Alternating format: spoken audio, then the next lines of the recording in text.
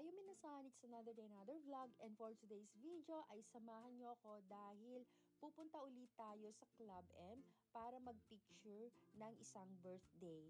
Yes, you heard it right, magpipicture uli ako dito sa Club M sa Chiba. Bali, ilang beses na rin akong nakapag-shoot dito. Bali, returning clients ko sila.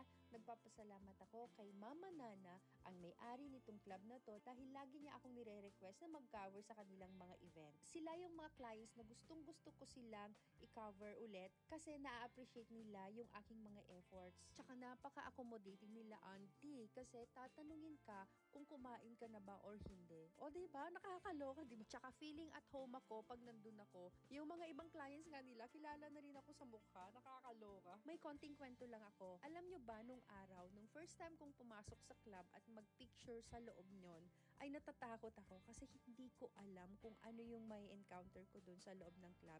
Pero okay naman pala, nakakatuwa, makikita mo talaga paano ang galawan ng mga tao dun sa loob ng club. Dito mo makikita ang realidad ng buhay dito sa Japan. Pero in fairness, dito sa club na to, grabe, ang dami nilang clients. Lagi silang busy. Kasi nga maganda yung pamamalakad ni Mama Nana. Tapos yung mga staff nila, almost lahat ng mga staff nila dyan ay matagal na.